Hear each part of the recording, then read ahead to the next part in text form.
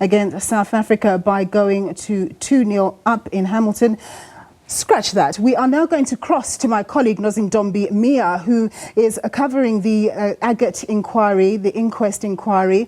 Former detainee Jabu Ngwenya gave chilling details of the night that Dr Neil Aggett could have died during security police interrogation. Dr Aggett was an anti-apartheid activist who died in police custody in 1982. At the time, it was ruled a suicide, but foul play was largely suspected. Independent pathologist Dr Steven Naidoo is on the stand, and for more on this, let's cross to Nozindonbi, my colleague. Thanks very much, Nozindonbi, for joining us. Do update us on the latest. Thank you so much, Nompu, and welcome back. Dr. Steve Naidoo was very precise in his technical and detailed testimony this morning with regards to the placement of Dr. Neil Aggett's body when he had, once he had been cut down from the police cells and taken to the police mortuary for his body to then be examined by state pathologists and the senior district surgeon at the time. And to talk to us a little bit more about some of the more technical aspects that have come out, we speak to Dr. Liz Floyd, who was Dr. Neil Aggett's partner, but not only is she a medical doctor, but she also had the opportunity to go and have a look at, Dr. Aggett's death, Dr. Aggett at the mortuary hours after he had died. Thank you so much, Dr. Floyd, for joining me.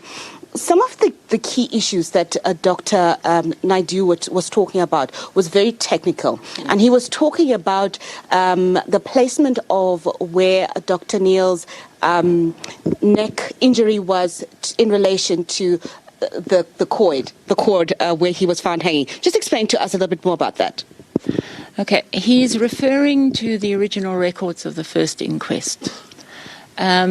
So there was evidence presented by the state pathologist, the family's pathologist, and then some of the experts from government.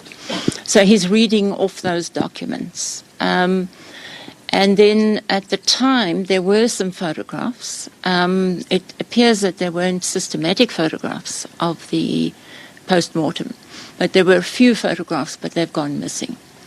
So the investigating officer searched for the original records, and it seems that they were destroyed over certain years. But we do have a record of that inquest. So it's firstly to compare what the pathologists found, and then also comparing that with the photographs. What is also important that Dr. Naidoo spoke about was the issue of the time of death of Dr. Aggett, as well as the time of the body discovery. Why do you think that was such an important point that he stressed in his testimony today? Okay, if you look at the pathology, what is difficult is even at the time it was difficult to differentiate whether he had committed suicide or whether he had died and then the police had strung him up. And obviously, what he's working from is the records from the time. He's a highly qualified, highly experienced forensic pathologist with an international profile. So he really is a top expert. So he's going through it systematically, and then he's referring back to academic records. He's looking at the guidelines that were in place at that time in the 1980s. And because he's South African, he remembers exactly how it worked and what the standards were. And one of the things he's commented on is in terms of what was in place at that time, the post-mortem didn't follow all the guidelines.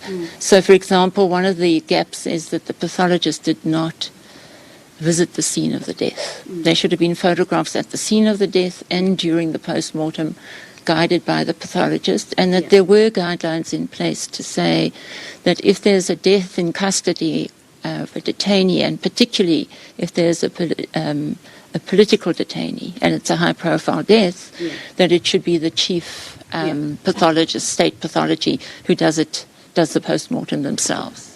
Dr. Floyd, just to quickly wrap up before we hand back to studio, what is the case that Dr. Naidoo is trying to draw towards a conclusion with regards to what happened with Dr. Neil Aggett, whether it was a suicide or a homicide? It's not clear yet because he hasn't completed his evidence. But one of the things he said is that the cloth in the photograph from the cell doesn't look like the striped kokoi, which is one of the first things I saw when I started looking at these things 2 years ago. Thank you so much, Dr. Liz Floyd. Just giving us a bit of her perspective with regards to the witness testimony that we heard from Dr. Steve Naidoo, who is currently on the witness stand. And Nompo, we have currently stood down for a break, a lunch break, and we will continue at about 2 o'clock. We will keep giving you live streaming of the Aggett inquest proceedings, as well as regular updates on the hour. Very much, Nozin Dombi, for that. Well, earlier I did...